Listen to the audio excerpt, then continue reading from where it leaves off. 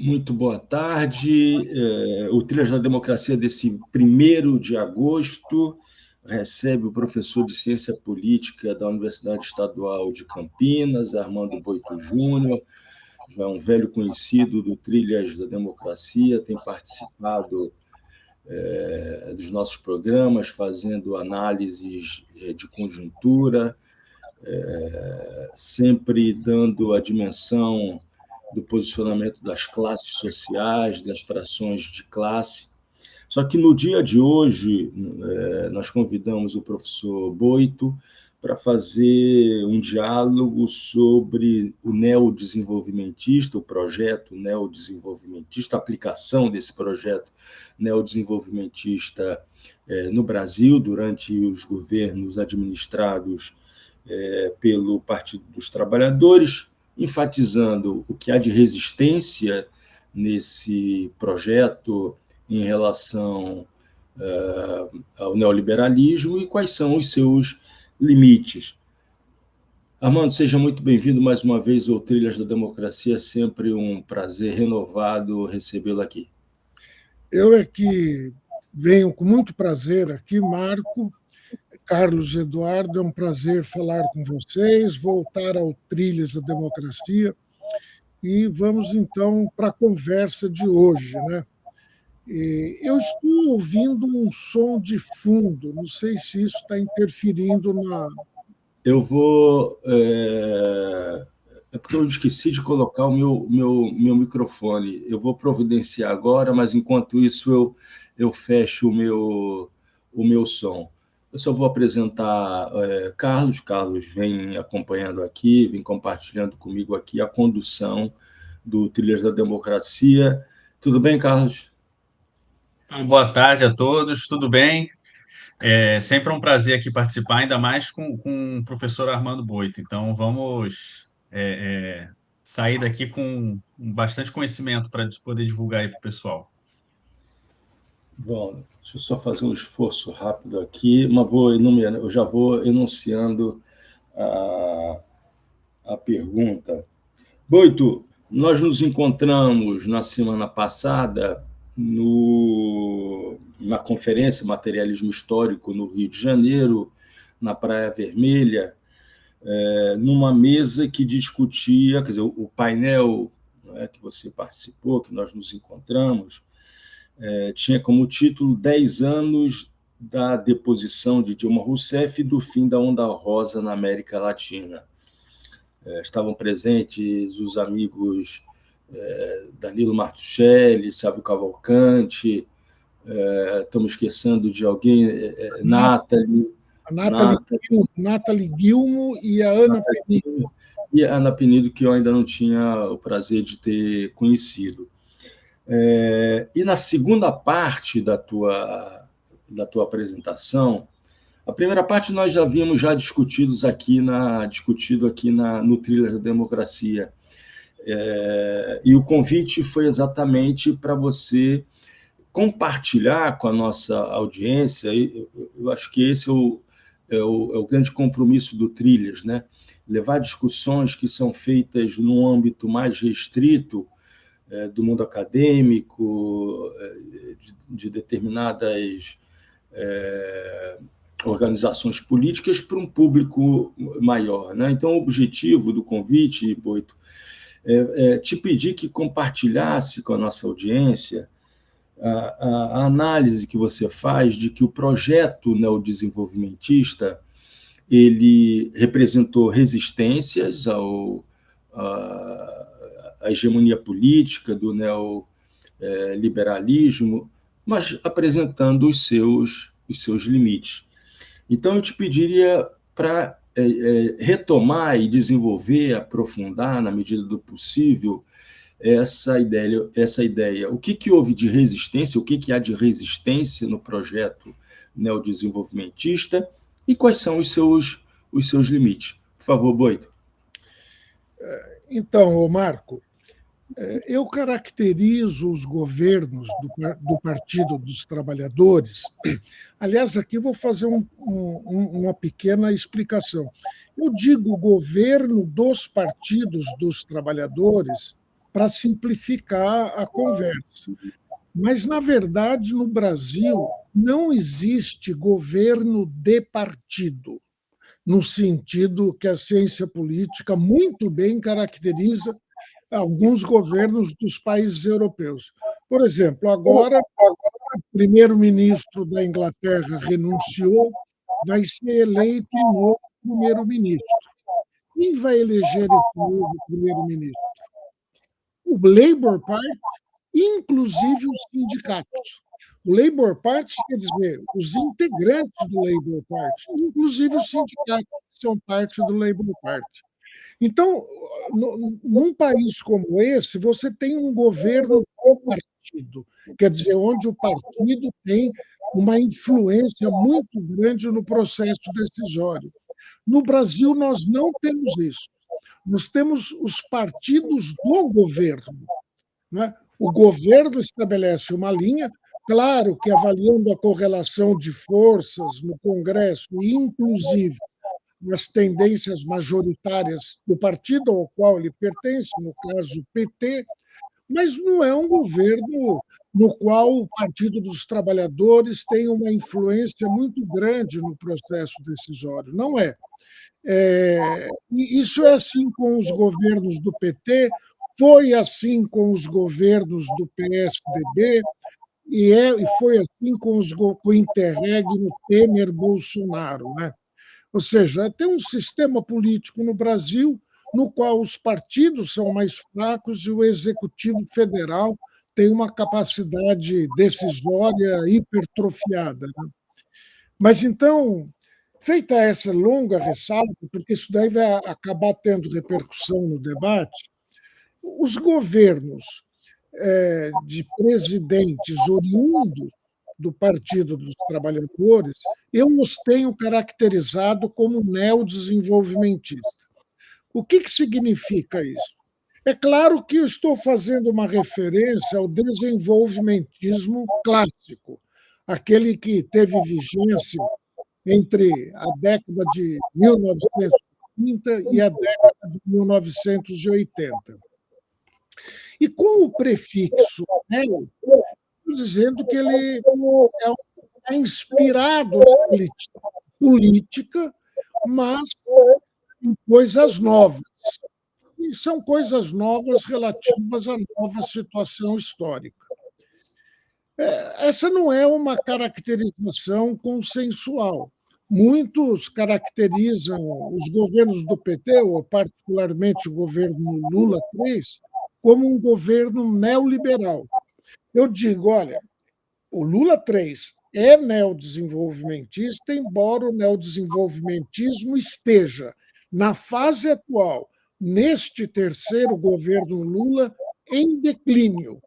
E vamos conversar por que ele se encontra em declínio. É óbvio que é devido às novas condições históricas. Né? A década de 2020 é muito diferente da década de 2000 e da década de 2010. Então, não é uma caracterização consensual. Muitos consideram que é neoliberal.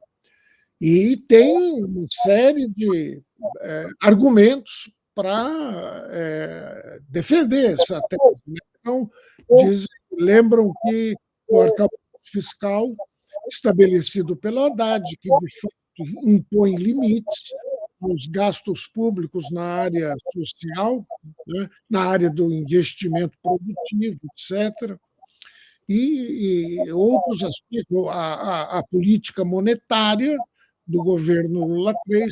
Então, tomado esses aspectos, consideram que o correto é caracterizar, esses e outros aspectos, consideram que o correto é caracterizar o governo Lula como neoliberal. Outros colegas consideram que se trata de um governo contraditório. Os governos do PT em geral, Lula III em particular, você poderia alinhar medidas de tipo neoliberal, A, B, C, D, mas medidas que destoam do neoliberalismo, como valorização do salário mínimo, política social de combate à pobreza, etc., etc. Então, seriam governos contraditórios. Né?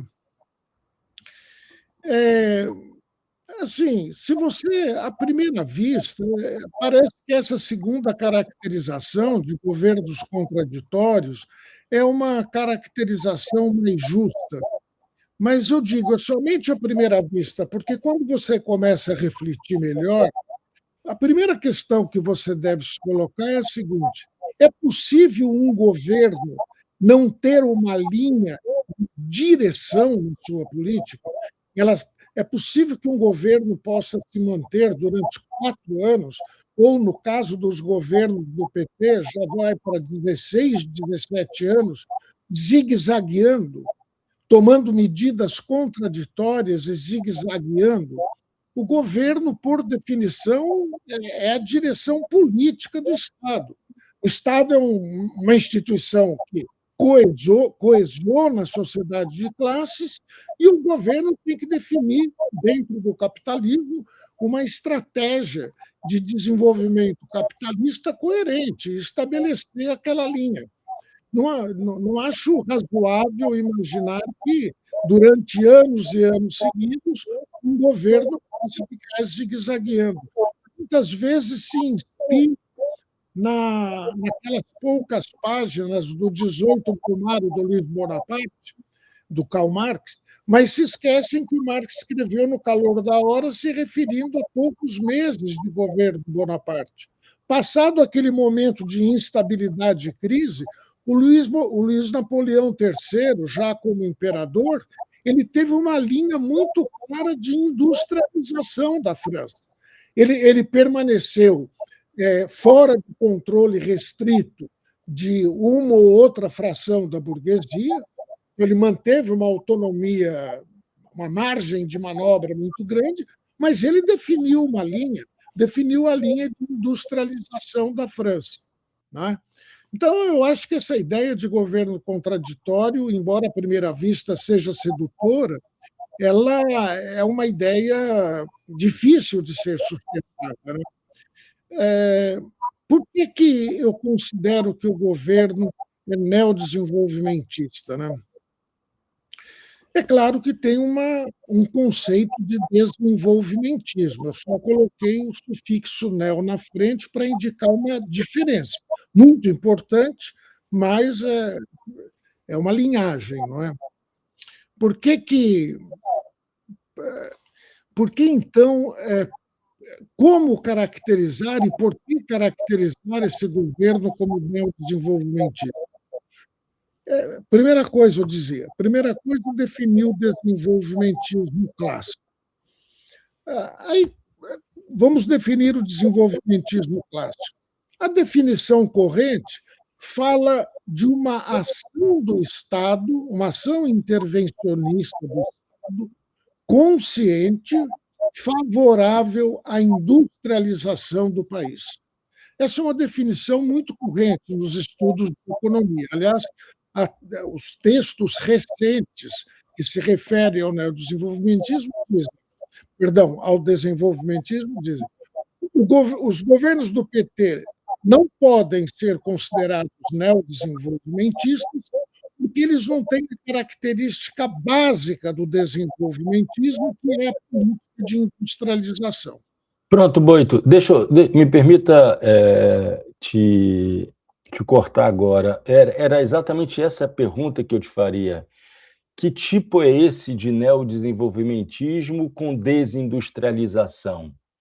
Que é o que a tendência histórica que vem marcando o Brasil desde os anos 80, 90, quer dizer, não é um fenômeno recente. É possível ainda caracterizar esses governos, particularmente os governos do PT, o governo Lula 1, 2, o governo Dilma 3 e 3,5, e agora o governo Lula 3, como neodesenvolvimentista, sendo que a indústria no Brasil vai se reduzindo, o tamanho da indústria no Brasil, no PIB, vai diminuindo? Então, Marco, veja o seguinte: vamos caracterizar o desenvolvimentismo como uma política consciente do Estado para promover a industrialização. Aí a pergunta que eu faço é o seguinte: eu acabei de me referir ao fato de que o Luiz Napoleão III, como imperador da França, perseguiu uma política consciente e coerente de industrialização. Eu não vejo os economistas afirmando que o Luiz Napoleão é desenvolvimentista. O Bismarck, na Alemanha, ele seguiu uma política consciente de intervenção do Estado perseguindo a industrialização. O Bismarck é desenvolvimentista, não caracterizam como desenvolvimentista. No entanto, Mas essa terminologia ela não é aplicada exatamente para os países do capitalismo periférico, dependente, quer dizer, não se caracterizou a Itália como desenvolvimentista no período de industrialização, após o processo de unificação, você vê referência agora a Bismarck, mas o governo mexicano, pós-anos 30, o governo argentino, num determinado momento, com Perón, o governo Vargas, etc., se caracteriza como desenvolvimentista. Esse termo, essa terminologia não seria utilizada exatamente para esses países do capitalismo dependente? muito bem. Então agora nós chegamos no ponto. De onde vamos partir? Da ideia de industrialização ou da ideia de dependência? É essa a questão. Porque intuitivamente, ou sem o dizer, os que definem o desenvolvimentismo como política consciente do Estado a favor da industrialização não denominam esses casos que eu citei como desenvolvimentista. Então, o que eles estão admitindo? Eles estão admitindo o seguinte, que nós devemos partir da realidade da dependência para caracterizar o desenvolvimentismo. Essa que é a questão. Porque existe a... Eu publiquei um artigo recentemente na Terra Redonda, eu falei, existe uma tendência que eu classifiquei de empiricista, que é a ideia ingênua que você parte dos fatos brutos, sem pré-noções teóricas. Então, pega uma coletânea de casos que são considerados desenvolvimentistas, verifica que em todos eles existe o objetivo da industrialização, então você toma nota. A industrialização é uma característica do desenvolvimentismo. Você vê que em todos eles existe a intervenção do Estado, você anota. A intervenção do Estado é outro atributo do desenvolvimentismo. Esse procedimento é empiricista e falho. Ele não é inútil. Ele ajuda num primeiro passo, mas ele não é a melhor forma de abordar o problema, porque você não vai partir desses fatos, você tem que partir, na verdade, dos fatos e da situação desses fatos dentro de um cenário mais amplo. E esse cenário é o cenário da dependência. E por que é da dependência que nós devemos partir? Para mim, pelo seguinte, o imperialismo, ele tem uma velha discussão, né, se o imperialismo estimula o crescimento capitalista ou estimula o desenvolvimento capitalista ou bloqueia esse desenvolvimento na periferia do sistema. Estudiosos têm posições antagônicas nessa matéria, não é? Alguns entendem que o imperialismo estimula, outros entendem que bloqueia. Eu penso que daquele livro do Lenin, Imperialismo, Fase Superior do Capitalismo, é possível deduzir que o imperialismo, ao mesmo tempo, estimula e bloqueia, e limita, bloqueia. Estimula e limita. Agora, eu acrescento o seguinte, esses dois aspectos contraditórios, estimular ou limitar, um ou outro será o aspecto dominante, dependendo da época considerada e dependendo da região do globo considerada. Por exemplo, para a Ásia, a fase atual do imperialismo estimulou o desenvolvimento capitalista em todo o Sudeste Asiático. Para a América Latina, ao contrário, representou um limite. Representou um limite. Se você for considerar a linha do tempo, para o Brasil, do período 30 a 80, o imperialismo, o aspecto dominante da relação do imperialismo com o capitalismo brasileiro, o aspecto dominante foi o estímulo ao desenvolvimento do capitalismo brasileiro, inclusive o capital imperialista participando ativamente da industrialização. Não estou dizendo que a política de industrialização no Brasil foi um reflexo dos interesses do imperialismo. Eu não disse isso. Depois que o Estado Nacional Brasileiro, na figura do Vargas, tomou a iniciativa depois que o imperialismo estadunidense percebeu que ficaria para trás, porque o imperialismo secundário europeu estava embarcando no desenvolvimentismo varguista, depois disso, o imperialismo americano veio junto na política de industrialização brasileira. Mas o fato é que, naquela época, representou fundamentalmente um estímulo. Continua como limite, os dois aspectos estão sempre presentes, mas representou um estímulo. É aquilo que o Fernando Henrique Cardoso e o Enzo Faleto chamaram de nova dependência, contrastando com a dependência da Primeira República, né, que seria a velha dependência. Por que o contraste?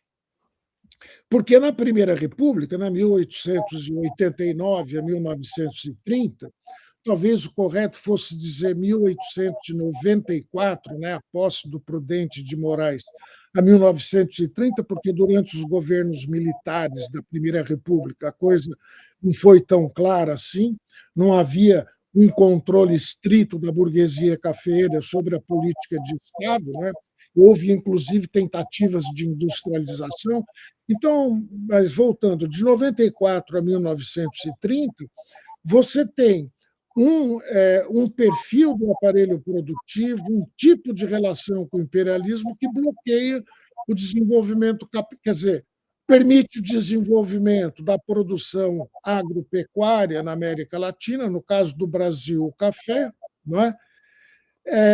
Isso cria um mercado para a indústria, cria capitais que serão investidos na indústria. Então, a indústria nasceu, sim, junto com o café e também graças ao café, mas bate rapidamente no teto, impede uma política de industrialização, de deslocamento do eixo de acumulação do café para a indústria, da agricultura para o meio urbano e assim por diante. Não é? Já naquilo que eles denominaram nova dependência, essa industrialização é compatibilizada com a subordinação ao imperialismo. Você tem aquilo que o Fernando Henrique Cardoso denominou desenvolvimento associado. Né? Tem um texto dele bastante conhecido, As Contradições do Desenvolvimento Dependente associado. E Associado. Aliás, saiu com erro, né, na publicação, saiu Tradições em vez de Contradições no título, naquela revista que o SEBRAP publicava naquela época, Contradições do Desenvolvimento Associado. Eu estou citando Fernando Henrique Cardoso nominalmente. Em alguns meios da esquerda isso não é muito bem visto, mas eu quero esclarecer. Eu penso que, se você está pegando ideia do autor, é o autor que você deve citar. E nós não vamos julgar o Fernando Henrique de 1960 pelo Fernando Henrique de 1990. Essa é a minha posição. Então, voltando, o imperialismo representou naquela faixa, naquele período histórico, 30 a 80, graças à pressão do Estado Nacional brasileiro, isso daí muita gente não percebe isso. Muitos observadores, analistas, ignoram essa dimensão, essa faceta da moeda, que foi o Estado brasileiro que vanguardiou esse processo e que induziu o imperialismo a investir industrialmente. Na passagem do Vargas para o Juscelino, né? O governo Juscelino percebeu isso e decidiu abrir de vez para o capital estrangeiro. Vargas privilegiava mais o capital nacional e o capital estatal, né? Então, você teve esse período em que predominou o aspecto estímulo na relação de dependência. Ora, tudo mudou na novíssima dependência, que é a época do neoliberalismo. Na época da novíssima dependência, quem usou esse termo, porque eu saiba, aqui no Brasil, foi José Luiz Fiore, o primeiro a utilizar essa denominação. E tem um grande economista egípcio, radicado na França, hoje falecido, o Samir Amin. O Samir Amin também analisou essa nova fase do imperialismo. Ele a caracterizou assim: exploração sem contrapartida.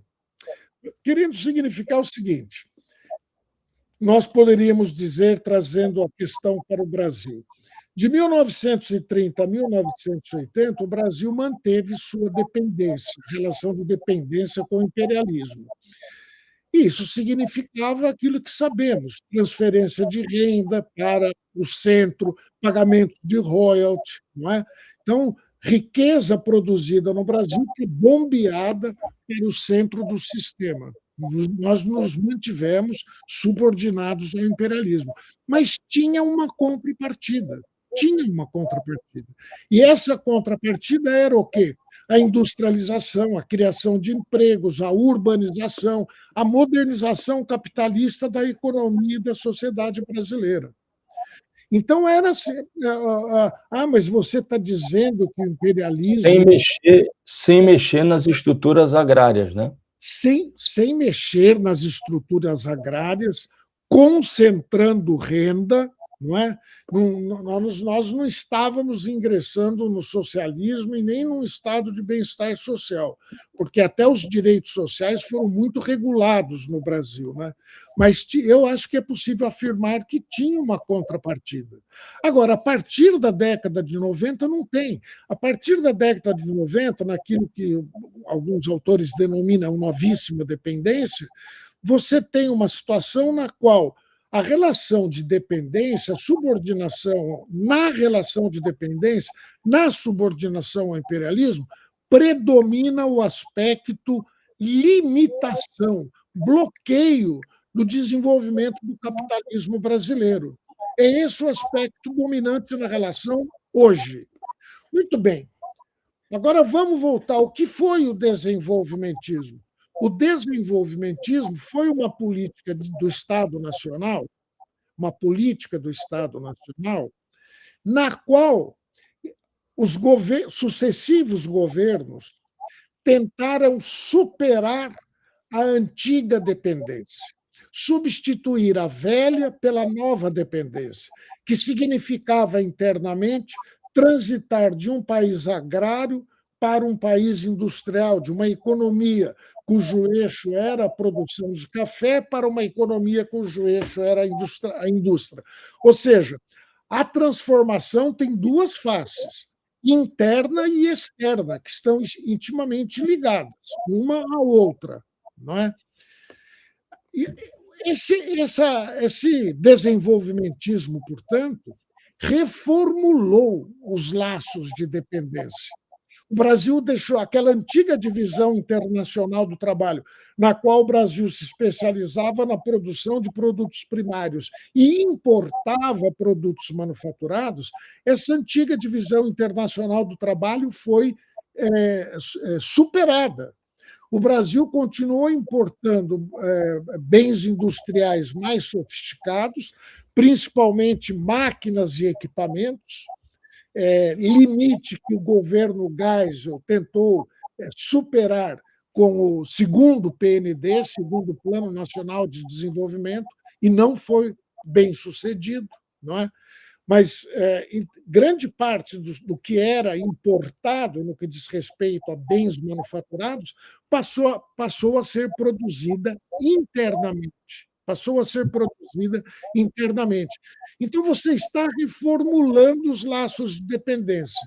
Superou a antiga divisão internacional do trabalho nos termos que ela se apresentava, não significou o estabelecimento de uma simetria entre os países, o Brasil e o imperialismo, não significou isso. Acabei de me referir à questão dos bens e equipamentos, da indústria de máquinas e de equipamentos, não é?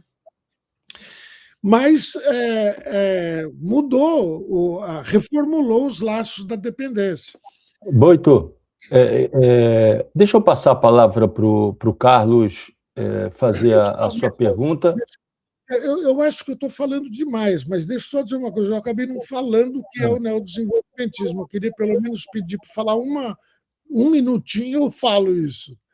Porque é o seguinte, eu falei do desenvolvimentismo, né? Agora, o que é o neodesenvolvimentismo?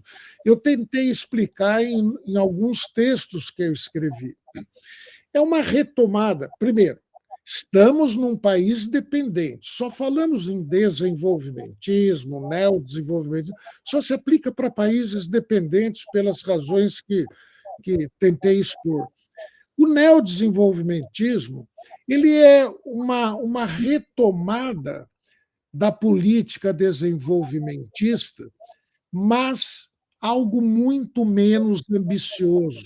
Por quê?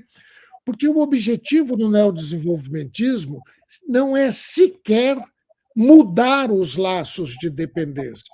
É o seguinte: dentro da novíssima dependência, com a qual os governos do PT não romperam, dentro do modelo capitalista neoliberal, que internamente corresponde a essa novíssima dependência, que é a faceta internacional do neoliberalismo, sem romper, então, com esta novíssima dependência, sem romper com este modelo capitalista neoliberal, os governos do PT resistem. Essa que é a questão. Eles resistem à novíssima dependência. Porque, diante da dependência, um Estado nacional pode aderir plenamente, como é o caso dos governos neoliberais de Fernando Henrique, de Temer, de Bolsonaro. Ele pode tentar uma mudança mais radical, de ruptura, que não houve esse tipo de governo no Brasil durante a novíssima dependência, mas ele pode ter uma política de resistência. E os governos do PT têm uma política de resistência, inclusive no que diz respeito ao crescimento industrial. Dentro do esquema, a linha tem sido de queda da produção industrial, mas são inúmeras as medidas dos governos do PT, desde o primeiro mandato Lula até o último mandato, passando pelos mandatos da Dilma, são inúmeras as medidas procurando recuperar a indústria brasileira. Isso é proclamado e é feito. Não é? Por exemplo, a Petrobras, o regime de partilha no pré-sal, o conteúdo local, tudo sendo usado para reanimar os estaleiros nacionais, tudo sendo usado para fortalecer a construção pesada nacional, a política de compras governamentais com preferência para a indústria local. Então, mas a política monetária, a política fiscal são de corte neoliberal, é verdade. Mas não basta dizer, bom, então se tem a política de conteúdo local de um lado, a política de reativação da indústria naval, a política de compras governamentais, o financiamento a juros subsidiados do BNDES. É verdade, tudo isso destoa do neoliberalismo, mas tem, ao mesmo tempo, a política monetária e fiscal que não rompe com o neoliberalismo, então é contraditório. Contraditório, repito, e vou encerrar agora, contraditório, repito. Não é sensato admitir que um governo contraditório permaneça por anos, como permaneceram os governos do PT, e é necessário ver qual é a relação entre essas duas medidas. Aparentemente, elas são contraditórias se você as toma isoladamente, mas elas têm uma estratégia geral. A estratégia geral é essa. Nós não vamos romper com a novíssima dependência, nós não vamos romper com o modelo capitalista neoliberal, mas nós vamos resistir. E onde surgirem brechas, nós vamos entrar para tentar desenvolver o capitalismo no Brasil. Isso tem sido a política do PT, tem sido essa. E vou mais longe. ninguém pode afirmar que dessa política de resistência não possa nascer uma política de ruptura. Tem mais essa. Não, Boito, eu acho que você agora conseguiu concluir aprofundando aquilo que você havia iniciado na tua palestra na conferência do Materialismo Histórico no Rio 2026. Vou passar a palavra agora a Carlos. Carlos, a segunda parte do programa é contigo. Não, vou fazer a pergunta bem rápido, porque aqui o mais importante hoje é ouvir, né? Aproveitar. O professor chegou a falar em um determinado momento, e aí eu queria até voltar um pouco nisso, que é esse binômio incentivo e limite, né? Que o Estado ele incentiva e aí depois ele mesmo apresenta também os limites, né? Acho que isso a gente acaba observando um pouco na prática. Eu queria só que o senhor voltasse nesse ponto, até para fazer um paralelo. Quais seriam os limites desses incentivos no primeira parte do governo Lula, nos anos 2000, e quais seriam esses agora, né? Já até projetando para um potencial Lula 4? Boito, se você puder, só para complementar a pergunta do Carlos, indicar quais são os limites econômicos, mas também quais são os limites políticos, né? Para que essa direção, você enfatizou isso, né? Essa direção estratégica dada pelo governo, aprofunde a resistência num sentido de ruptura. E eu estou pensando aqui num eventual, estamos na torcida por isso, estamos fazendo por onde para isso, num eventual governo Lula 4. Por favor, Boito. Olha, tem uma linha de continuidade. Bom, tem. Como abordar isso de uma maneira mais concisa, né? A situação histórica da década de 2000, eu vou me referir mais à década de 2000, porque 2010 tem os primeiros, já é o pós-crise de 2008, né? E contrastar mais a década de 2010 com a década de a década de 2000 com a década de 2020, né? Na década de 2000, uma coisa óbvia é que você teve o boom das commodities, né? A China passou a importar muita soja do Brasil, aquilo deu um alívio nas contas do governo. Não havia, na década de 2000, um conflito econômico, diplomático, militar, como existe hoje entre a China e os Estados Unidos. Eu digo militar porque não há um confronto militar entre a China e os Estados Unidos, mas os Estados Unidos está golpeando aqueles que são os aliados políticos e, eventualmente, militares da China, como é o caso do Irã. Não é? A situação internacional era mais favorável devido ao crescimento do preço das commodities. Não havia essa disputa tão acirrada como há hoje, disputa de hegemonia no plano internacional entre a China e os Estados Unidos.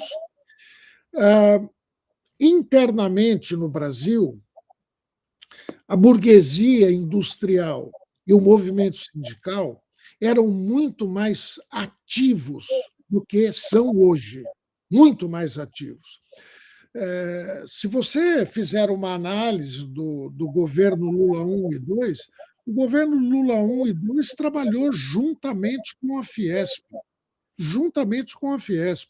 As publicações da Fiesp pressionavam para a saída do Palocci. Quando o Palocci saiu do Ministério da Fazenda e foi substituído pelo Guido Mantega, que veio com a nova matriz econômica, essa substituição foi aplaudida pela Fiesp. Inclusive, tem uma reportagem na Revista da Indústria que debocha da figura do Palocci, o trotskista que virou neoliberal. O olho da matéria é esse. Né? e enaltecendo as declarações desenvolvimentistas do Guido Mantega. A ABDIB, Associação Brasileira de Indústrias de Base.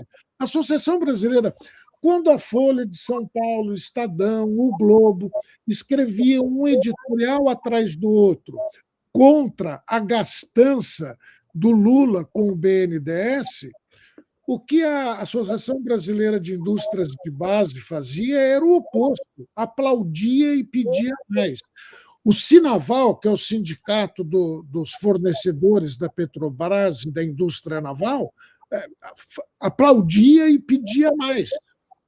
Então, você tinha uma burguesia industrial mais ativa e o movimento sindical estava num período em que dispunha de mais organização e capacidade de luta, eu considero, do que hoje, não é?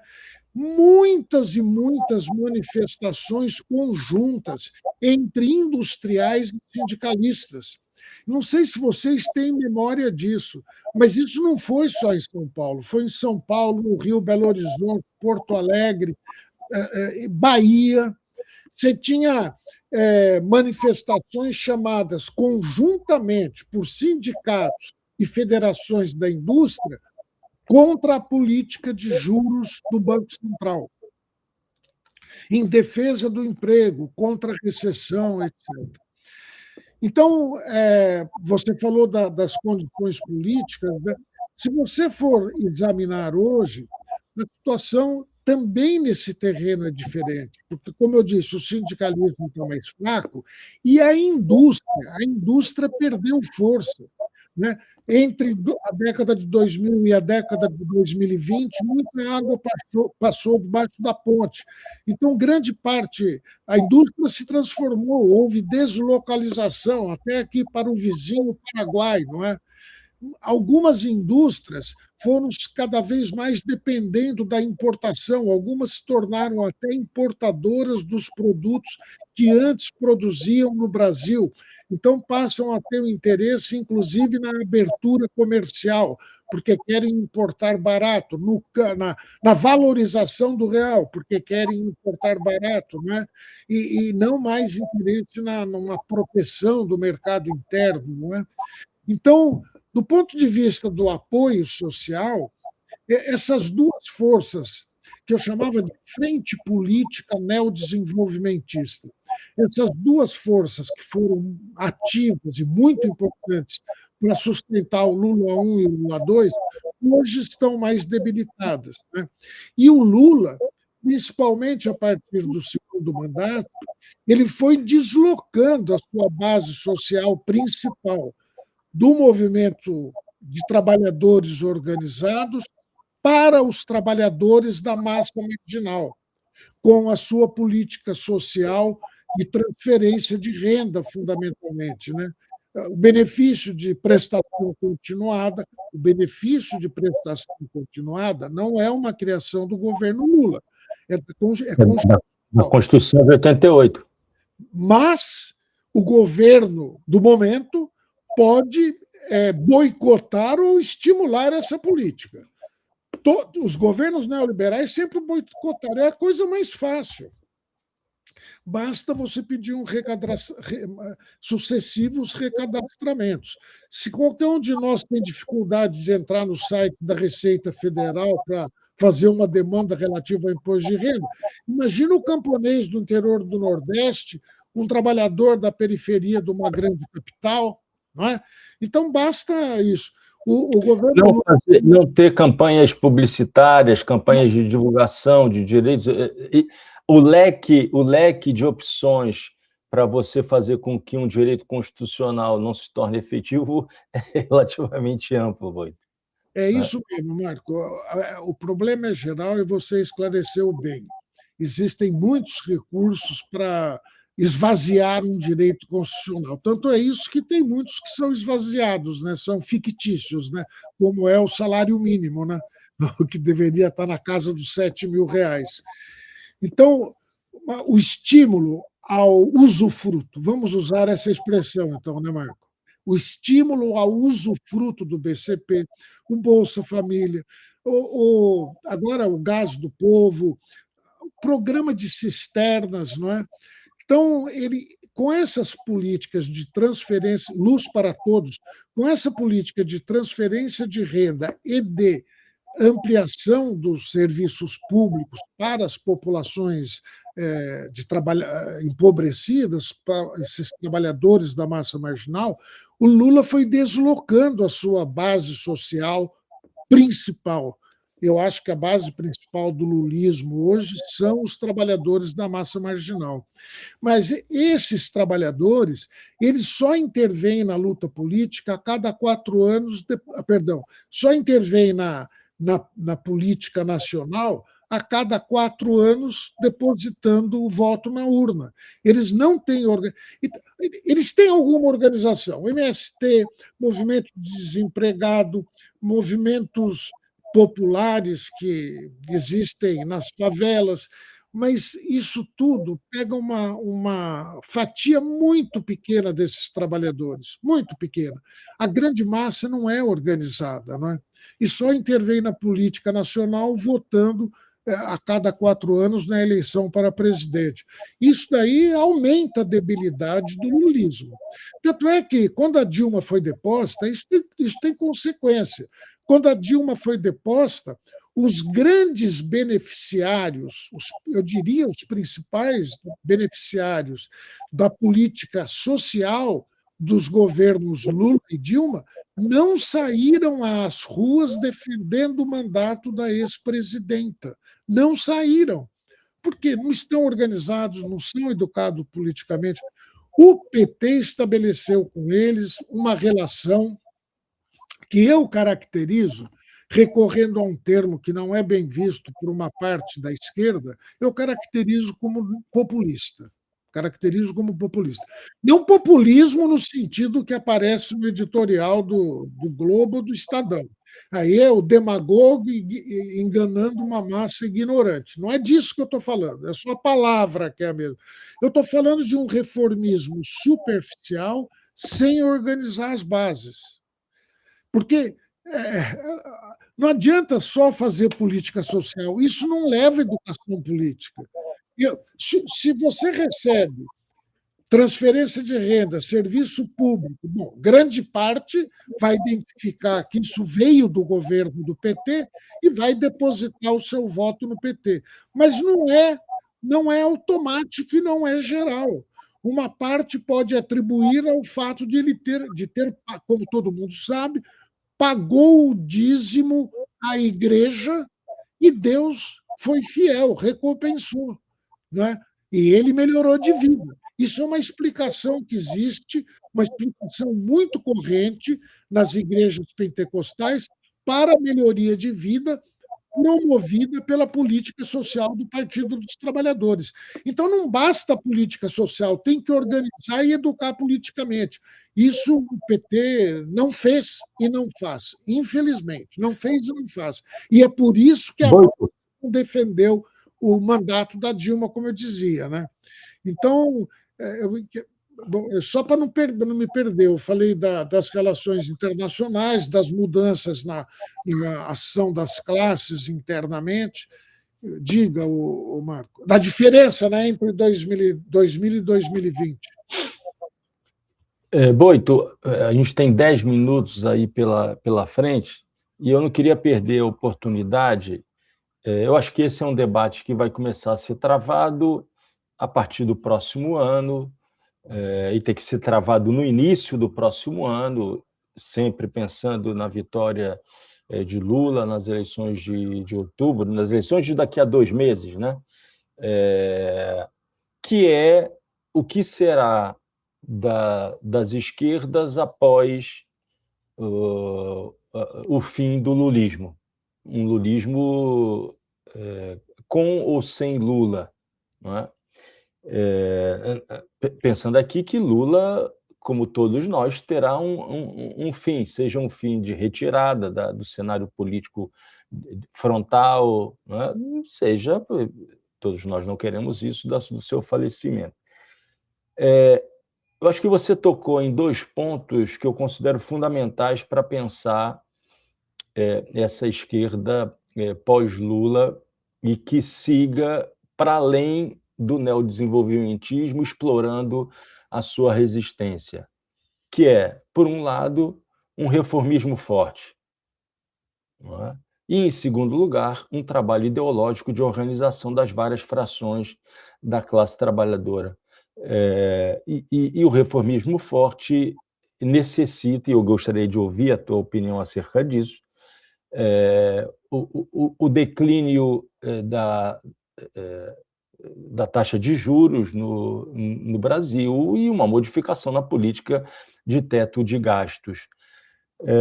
E no campo da organização, quer dizer, uma luta por hegemonia nesse campo popular com as igrejas neopentecostais, talvez numa reaproximação entre elementos de marxismo, elementos do catolicismo de base, né, da teologia da libertação, das comunidades eclesiais de base. Eu queria te ouvir a respeito, Boito. A gente vai ter, no próximo ano, alguns debates sobre isso, né? Porque isso tem que ser tomado, é uma decisão, uma reviravolta que tem que ser feita no início do próximo governo, né? Não se pode esperar para a segunda metade do próximo governo. Como é que você vê o cenário, um cenário positivo para o próximo quadriênio, no sentido de superação do neodesenvolvimentismo através dessa dimensão da resistência? Por favor, Boito. Olha, é sempre difícil fazer análise prospectiva, né? Mas eu diria o seguinte: a tendência que eu vejo é a tendência de declínio do neodesenvolvimentismo, pela nova quadra histórica que vivemos. Não é? O capitalismo não tem mais o crescimento que teve na década de 2000, a disputa dos Estados Unidos com a China está acirrando o cenário internacional e reduzindo as margens de manobra do Estado brasileiro, basta ver os sucessivos tarifaços do Trump. As forças sociais que eles dispunham na década de 2000 hoje já não têm a força que tinham naquela época. E o PT, elemento de continuidade, continua devendo na organização das classes trabalhadoras, né? Então, isso tudo está contribuindo para o declínio do neodesenvolvimentismo. E tem um outro fator, é que cada governo neoliberal que ascende ao poder, ele aprofunda o modelo neoliberal, modelo capitalista neoliberal, como fizeram o Temer e o Bolsonaro. E a hora que assume o governo do PT, no caso, como assumiu o governo Lula III, ele, por exemplo, se depara com o teto de gastos, que não existia antes. Se depara com a independência legal do Banco Central, que não existia antes. E, claro, então, se ele faz uma política de resistência dentro do modelo, se o modelo aprofundou, a margem de manobra dele é menor. Por esses fatores todos, econômicos, políticos, nacionais e internacionais, eu vejo um declínio do neodesenvolvimentismo. Então, assim, eu enquadraria a pergunta que você, essa questão complexa e geral que você coloca, da seguinte maneira: estando o neodesenvolvimentismo em declínio, eu acho que está, o governo Lula III é a fase declinante do neodesenvolvimentismo, o que podemos esperar, né, nos próximos anos, o que podemos esperar de um Lula 4 ou mais para frente até, né? Eu acho que a disputa política vai se acirrar muito. Vai se acirrar muito por quê? Porque, embora o neodesenvolvimentismo esteja em declínio, o impacto ideológico do programa neoliberal caiu muito também. Então, estão exagerando um pouco hoje a coisa do empreendedorismo, né? E os trabalhadores de plataforma estão entrando na ilusão empreendedorista. De fato, estão, uma parte deles. As pesquisas mostram que a coisa é mais heterogênea, mas uma parte deles está. Agora, os trabalhadores de plataforma são, o último dado do IBGE, 1 1.700.000 trabalhadores. Nós temos 48 milhões de trabalhadores assalariados com carteira assinada no Brasil. Então, não é em cima desse pequeno contingente que o neoliberalismo vai refazer o impacto que ele teve, e de fato teve na década de 90. Não é? Eu acho que o neoliberalismo também está declinante. O impacto ideológico do neoliberalismo também está declinante. E a prova disso é que ele teve que recorrer ao neofascismo.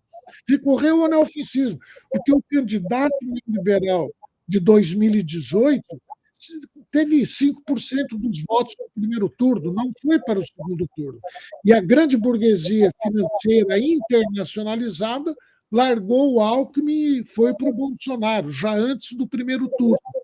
Então, nós estamos entrando numa quadra de instabilidade, de crise, de muita dificuldade, porque as opções que vinham disputando a política brasileira até aqui perderam força, o cenário internacional é grave. Eu acho que o que a esquerda socialista deve fazer é se preparar para isso. E a primeira coisa a ser feita para se preparar para isso é a organização popular. Hoje, com razão não, hoje fala-se muito na necessidade de aprender a usar as redes para fazer agitação, propaganda. Claro que isso é necessário, mas é necessário organização no local de trabalho, no local de moradia, organização das classes trabalhadoras, num ou em vários grandes partidos de massa, né? Como se fez na segunda metade do século XX. Ou seja, o que está faltando aqui são novidades, mas também algumas instituições antigas da política, como o grande partido de massa socialista ou comunista, que o Brasil ainda precisa ter que enfrentar essa quadra difícil na qual estamos entrando, no meu modo de ver. Muito bem, a gente chegou ao fim desse Trilhas da Democracia. Eu esqueci de colocar a vinheta de abertura, mas nunca é tarde. Eu vou colocar a vinheta de abertura, me despeço de vocês e volto com a vinheta de encerramento.